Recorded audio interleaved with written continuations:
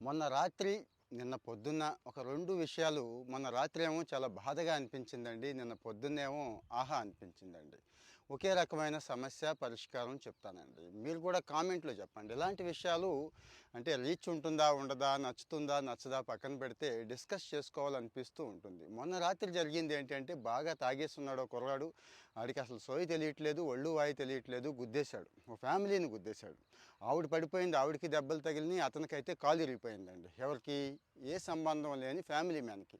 వాడు పడిపోయాడు. వాడిని లేపుతుంటే అసలు లేచే పరిస్థితి లేదు. వాడి పరిస్థితి ఏంటో అసలు ఎవరికీ తెలియట్లేదు. వాడికే తెలియట్లేదు. బాగానే ఉన్నాడులేండి.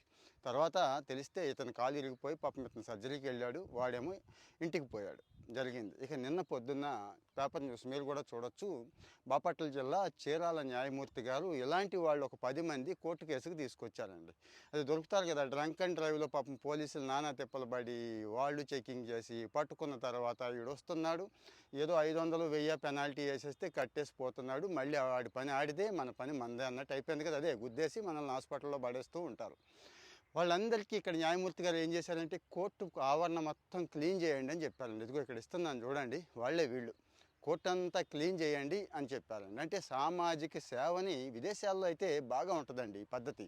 సామాజిక సేవని చిన్న చిన్న నేరాలకి శిక్షగా వేస్తారు. అది ట్రాఫిక్ వైలేషన్ చేయడం ఇలాంటివి. సరే అవి ఓకే, మనకు నచ్చకపోవచ్చు. కానీ మందు తాగి జర్నీ అదే ఐ మీన్ ఈ ప్రయాణాలు చేసేవాళ్ళు, ముఖ్యంగా నడిపేవాళ్ళు, అది ఎవరైనా కానివ్వనండి, అవతల ఒక కుటుంబం ఉంది, వాళ్ళ మీద ఆధారపడిన వాళ్ళు ఉంటారు, వాడు నాశనం అయిపోతాడు. మనకి చాలా చాలా చిన్న అలవాటిది. ఈ డ్రైవింగ్ టైంలో తాగకూడదు, ఇంటికి పోయాక తాగొచ్చు అనే స్పృహ కూడా లేకుండా చేస్తున్నారు చూడండి. ఇలాంటి వాళ్ళకి ఇక్కడ ఈవిడైతే కోర్టు క్లీన్ చేయించారు న్యాయమూర్తి గారు. ఒకవేళ చేయకపోతే పెనాల్టీ వేసి మళ్ళీ 15 రోజులు జైల్లో పెడతానని చెప్పారండి.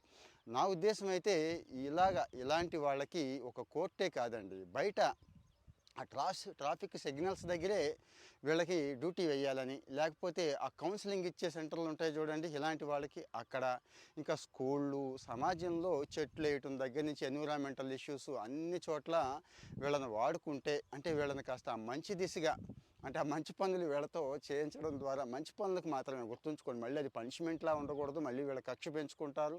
అందులో మన వాళ్ళు కూడా ఉండొచ్చు రేపటి రోజున, మనకు బాధ వచ్చేస్తుంది. కాబట్టి మార్పు దిశగా సామాజిక సేవలో ఇలాంటివి ప్రవేశపెడితే, ఇలాంటి వాళ్ళని ఎక్కువగా ప్రవేశపెడితే బాగుంటుందని నా అభిప్రాయం.